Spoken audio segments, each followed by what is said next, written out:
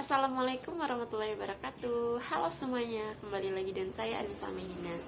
Di video kali ini kita akan membuat LMS menggunakan Moodle. Jadi Moodle yang kita gunakan yaitu versi Moodle yang sudah terhosting secara gratis di situs Gnomio. Untuk lebih detailnya, mari ikuti tutorial berikut ini. Untuk langkah pertama, kita tulis gnomio.com di mesin pencarian, lalu pilih bagian atas. Kemudian di sini kita disuruh untuk create your site. Nah, di sini kita bisa memasukkan nama sekolah ataupun nama kelas yang akan kita bikin modelnya.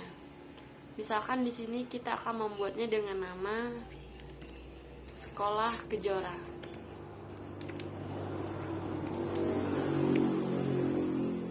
Kemudian masukkan email yang aktif dan centang bagian pernyataan di bawah ini. Kemudian pilih create site.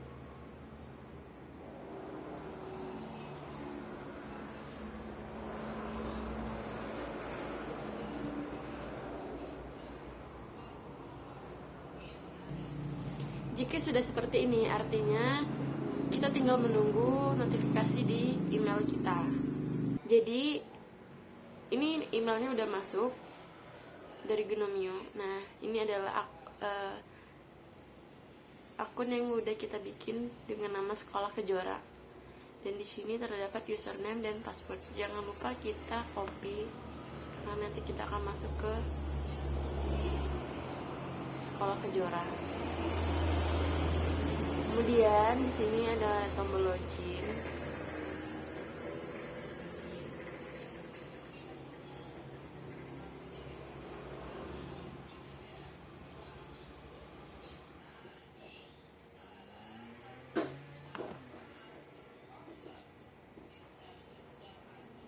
Kemudian kita lakukan login.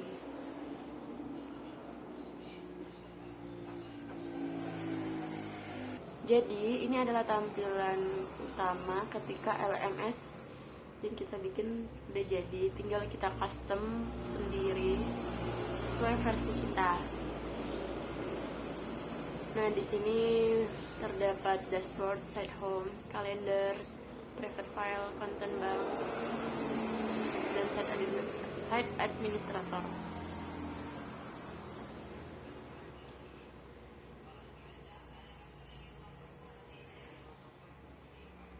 Model yang sudah terhosting secara gratis di Gnomio itu memang terdapat banyak iklan karena ini merupakan situs yang gratis.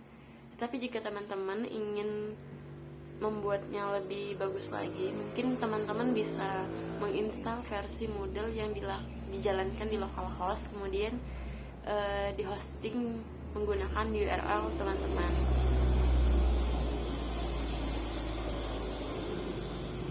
Kemudian kita akan bikin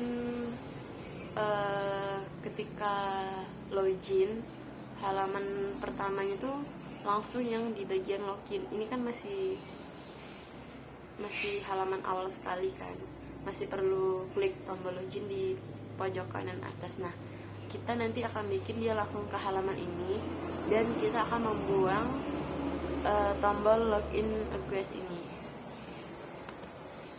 Caranya kita masuk kembali ke Sekolah Kejora, kemudian kita pilih site administration, kita pilih security dan pilih yang site security setting.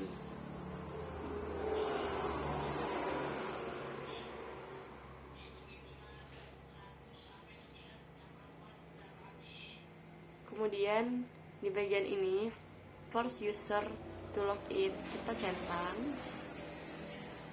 dan jangan lupa kita klik save change. Setelah itu kita pilih site administrator lagi dan kita pilih plugin. kita cari authentication dan manage authentication. Kemudian kita cari guest login, kemudian kita hide kan. Jangan lupa kita save change. Setelah berhasil, kita coba logout. Nah, ketika logout, kita udah langsung ke halaman login yang bagian index.php, dan tombol guest tadi sudah hilang juga.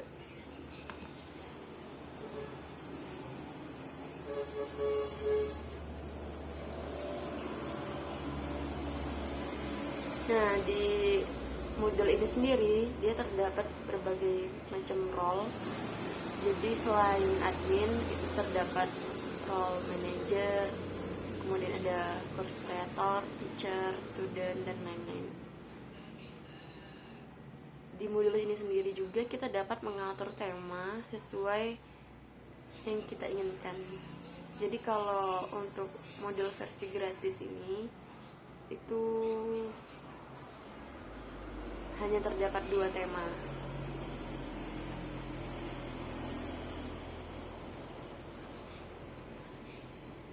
Nah, di sini kita dapat mengubah tema. Yang saya gunakan ini yaitu tema boss. Jika teman-teman ingin mengganti tema klasik, kalian bisa mengklik use theme, maka tema akan berganti secara otomatis menggunakan tema klasik. Tapi saya memilih tema boss saja. Kemudian saya ingin mengganti nama di pojok kiri atas ini dan mengganti nama profile. Kita mulai dari yang mengganti nama bagian pojok kiri atas. Kita pilih ke site home. Nah, di sini kita pilih edit setting. Kemudian kita dapat mengganti nama di sini dengan nama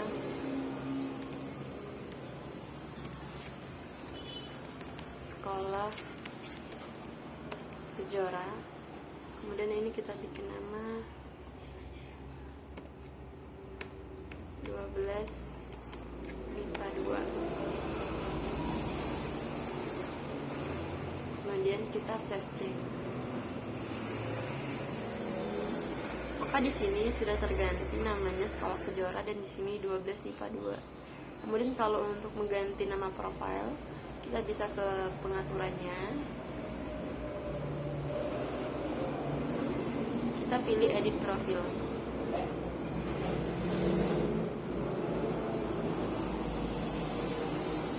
Kemudian kita ganti nama misalnya dengan Anissa Midina.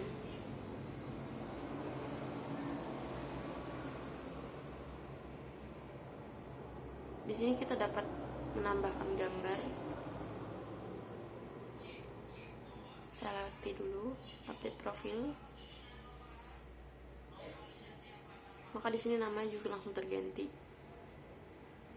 Nah, untuk cara menambahkan course atau mata pelajarannya, kita pilih ke set administrator.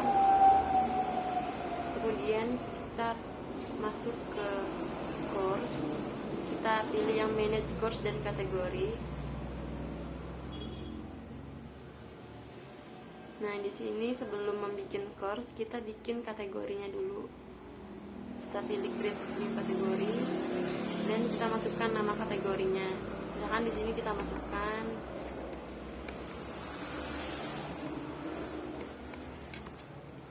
pembelajaran. Kemudian kita pilih create kategori.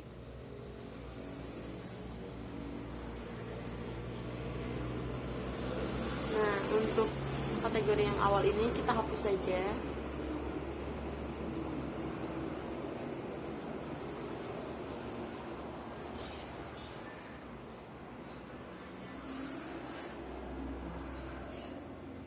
Jadi kalau sudah terhapus akan seperti ini.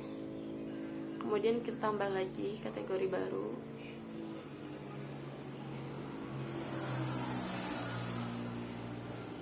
misalnya itu ujian.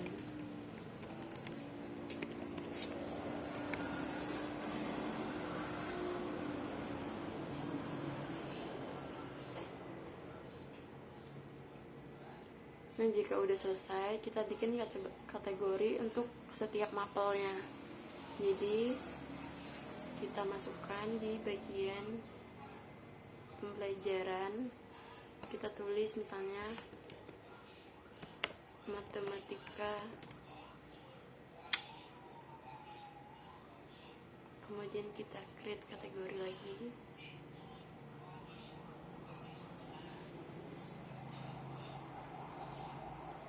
Kita bikin kategori lagi.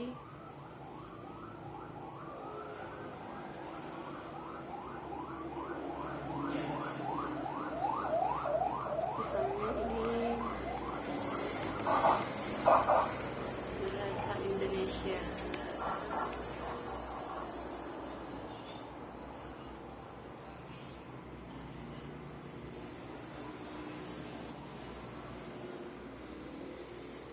Nah, jika sudah kita bikin kategori, di sini kita bisa membuat course atau kelas sesuai mapel yang kita bikin sebelumnya. Jadi ketika kita ingin membuat course atau kelas, di sini kita bisa menuliskan nama dari kelas itu. Misalkan tadi kita sudah bikin kategori bahasa Indonesia, berarti nama kelasnya itu bahasa Indonesia. Kemudian ini nama pendeknya, kita singkat dengan BI. Di sini kalian bisa melihat kategorinya. Misalkan itu adalah bahasa Indonesia, maka pilih yang bahasa Indonesia. Jika itu matematika, pilih yang matematika. Kemudian ini untuk kursnya dimulai kapan dan berakhir kapan. Ini kita mulai di hari ini, tanggal 5.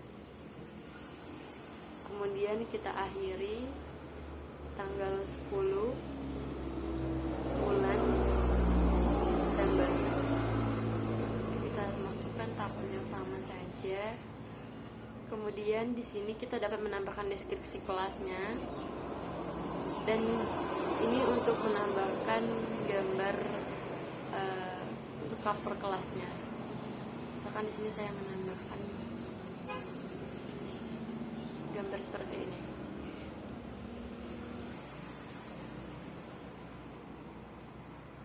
Kemudian kita pilih yang save and return.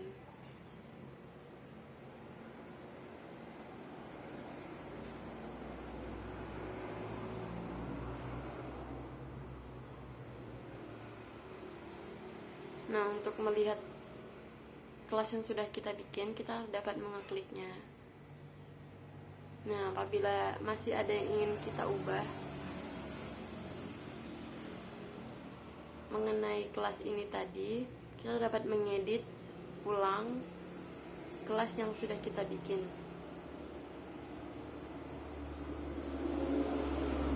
Jadi misalkan kita lihat lagi untuk formatnya itu, kita pilih topik format, kemudian kita pilih ini, kita biarkan saja. Nah, untuk file dan upload di setiap kelas ini mungkin kita pilih hanya 2 MB. Kemudian yang lainnya kita biarkan saja dan kita pilih save and display.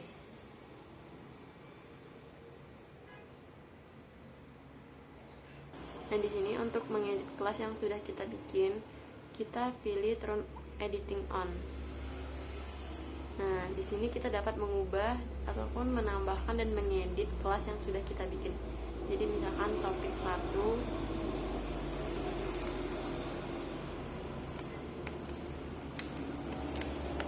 mengenai sejarah bahasa Indonesia.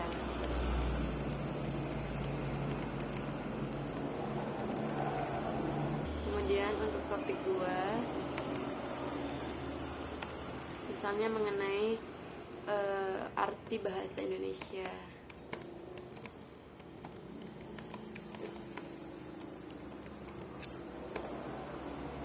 Kemudian untuk topik 3 falsafah, bahasa Indonesia. Kemudian bisa saja yang topik 4-nya kita ubah penggunaan bahasa. Dan seterusnya. Nah, di sini kita dapat menambahkan activity ataupun yang lainnya sesuai dengan kebutuhan kita. Jadi misalkan assignment ini biasanya digunakan untuk memberi latihan soal ataupun kuis, bisa menggunakan ini. Kemudian ada book untuk menambahkan buku bacaan atau buku referensi. Kemudian ada chat, choice, database, feedback, file. Nah, jika teman-teman ingin menambahkan file berupa PDF, PPT, ataupun yang lainnya, bisa menambahkan dengan activity file ini. Kemudian ada forum. Forum ini biasanya digunakan untuk yang berdiskusi ataupun yang lainnya juga. Kemudian ada label, lesson page, quiz, dan lain-lain. Ini bisa teman-teman coba sendiri kegunaannya apa. Di sini misalkan saya contohkan satu ya. Saya menambahkan file berupa PDF. Jadi di sini kita tulis namanya. Misalnya tadi tentang sejarah bahasa Indonesia. Kemudian di sini dapat kita tulis deskripsi dari buku ini atau file ini. Nah, di sini kita tinggal memasukkan filenya. Kita cari di file kita tentang bahasa Indonesia. Di sini saya misal saja ya menggunakan file yang ada di sini. Kemudian kita upload.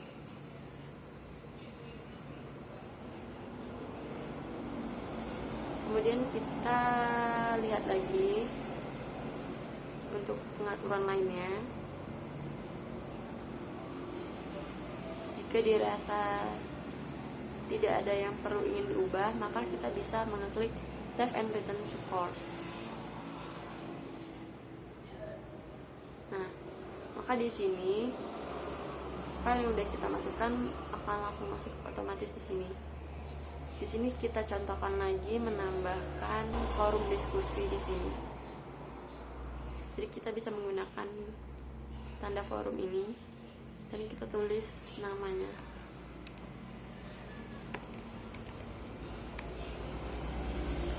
Diskusi sejarah bahasa Indonesia.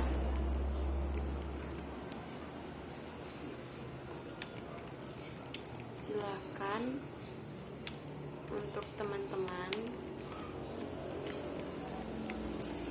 melakukan diskusi singkat mengenai sejarah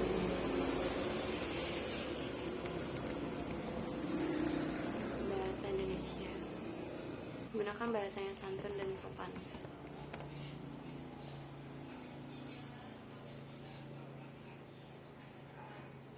Kemudian jika tidak ada lagi yang ingin diubah, kita langsung save and return to course. Maka di sini teman-teman atau siswa nanti bisa melakukan diskusi di forum ini. Ya, teman-teman dapat menambahkan video ataupun yang lainnya dengan menambahkan link URL di sini.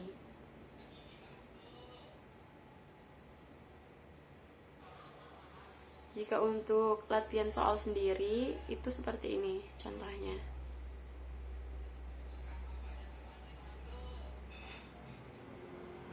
Nah, misalkan di sini latihan 1. Misalkan latihan soalnya itu siswanya itu disuruh meringkas, dan nanti hasil ringkasannya itu boleh ditulis tangan ataupun diketik. Nah, jadi di sini kita dapat mengatur kapan terakhir deadline pengumpulan tugas tersebut. Jadi ini kita bikin tanggal 5, kita kasih waktu misalkan berapa hari ya, 5 hari. Kemudian di sini kita juga dapat mengatur jamnya, misalkan jam 23:59. Nah, di sini kita dapat mengatur tipe dari file yang akan dikirim, maksimum ukuran filenya. Kemudian di sini kita dapat memilih jenis filenya. Jadi di sini tadi karena kita tulis PDF, maka kita cari yang dokumen file.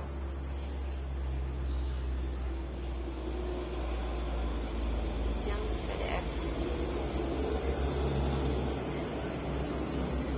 Kemudian jika dirasa sudah cukup, kita pilih save and return to course. Maka latihan yang sudah kita bikin sudah jadi, kita bisa membukanya untuk mengecek dan melihatnya lagi. Nah, jika setelah selesai untuk mengedit kelas, kita dapat turn off kembali dan melihat hasil yang sudah kita bikin. Nah, untuk menambahkan siswa itu terdapat 2 cara. Yang pertama dengan menambahkan sendiri, dan yang kedua dengan menggunakan Excel. Jadi pertama kita pilih ke user, kemudian kita pilih yang account. Nah, ini kita coba cara yang pertama, kita add a new user. Nah, di sini kita akan menambahkan user secara manual. Username ini coba kita isi aja dengan NIM atau nomor NIS siswanya atau nomor induk mahasiswanya, terserah. Di sini saya menggunakan NIM.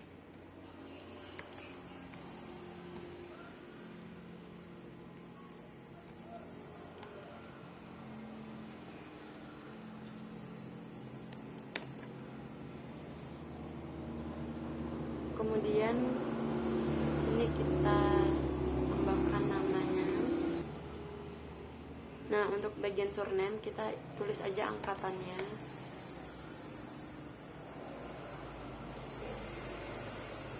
Kemudian emailnya. Kemudian untuk yang lain, karena tidak ada tanda merah, berarti tidak terlalu wajib.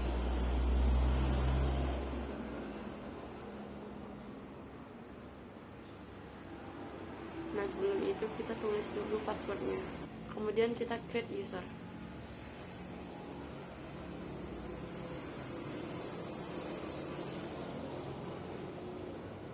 Berhubung email yang ini sudah pernah digunakan, kita coba menggunakan email yang lain.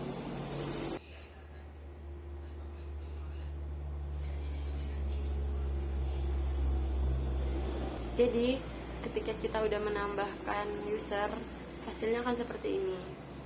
Nah, untuk cara kedua untuk menambahkan user, kita kembali ke site administration, kemudian kita pilih user dan kita upload user. Nah, untuk upload user ini kita harus menyiapkan terlebih dahulu file CSV, yaitu versi Excel. Kemudian kita masukkan filenya.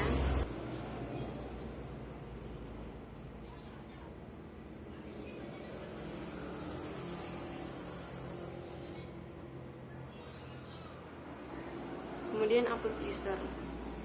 Maka user yang kita masukkan di Excel otomatis akan langsung masuk di sini.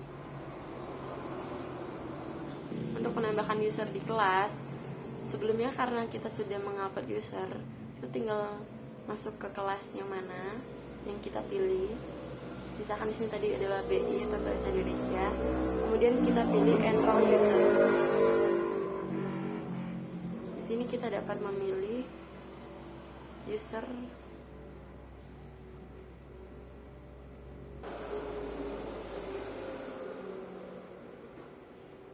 jadi partisipan atau siswa di dalam kelas ini, misalkan di sini sudah ada studentnya tadi. Nah, kemudian kita akan coba melihat dari role-nya si siswa.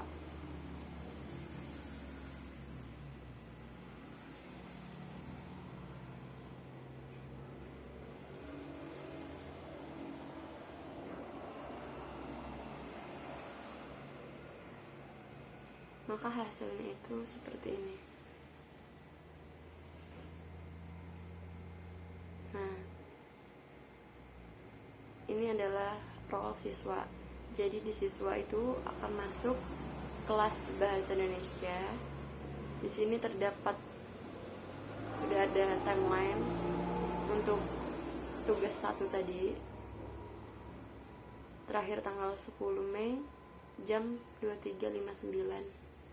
Kemudian kalau siswa ingin membuka kelasnya,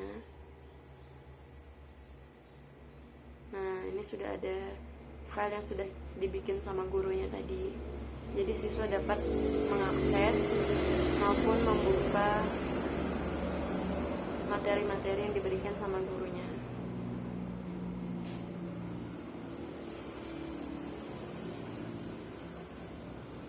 Kemudian kita balik lagi ke role sebelumnya.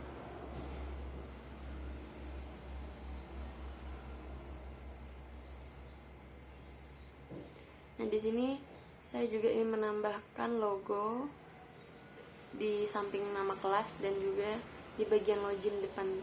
Itu dengan cara seperti ini. Kita masuk ke site administration lagi. Kemudian kita pilih average, kemudian kita pilih logo.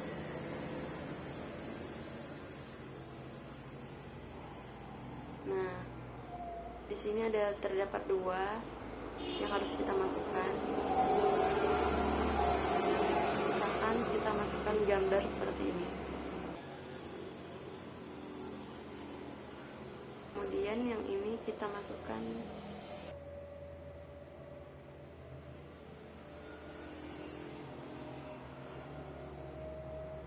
kemudian kita save change.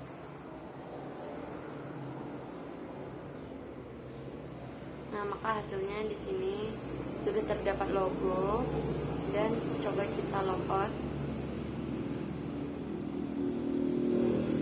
Di luar pun terdapat logo, tapi ini logonya Sekolah Juara yang sudah saya bikin sebelumnya untuk kelas sebelumnya. Sedangkan yang ini namanya Sekolah Kejora. Nanti tinggal teman-teman custom sendiri aja.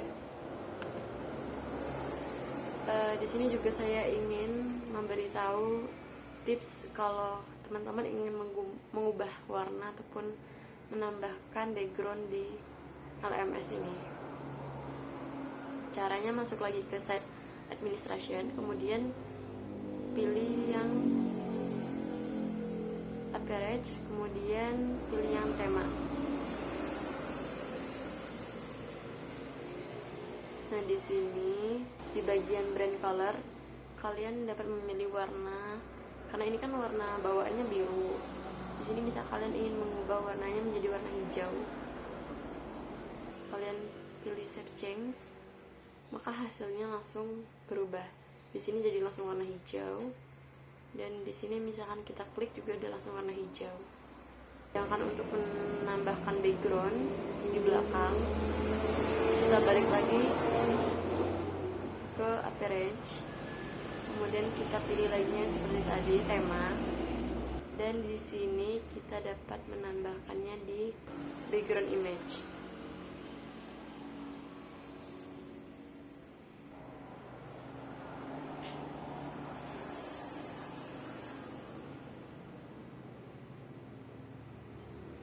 Kemudian saya save change.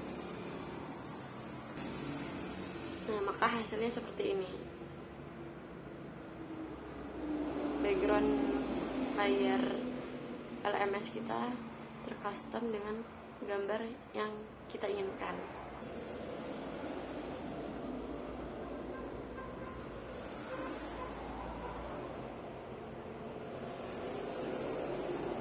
Cukup menarik bukan buat teman-teman yang baru mau belajar menggunakan Moodle, atau buat teman-teman yang baru ingin membuat LMS menggunakan Moodle. Mungkin untuk kesempatan kali ini cukup sampai di sini yang bisa saya sampaikan. Kurang lebihnya Saya mohon maaf apabila terdapat banyak kekurangan dan kesalahan dalam penyampaiannya. Kurang lebihnya, Assalamualaikum warahmatullahi wabarakatuh.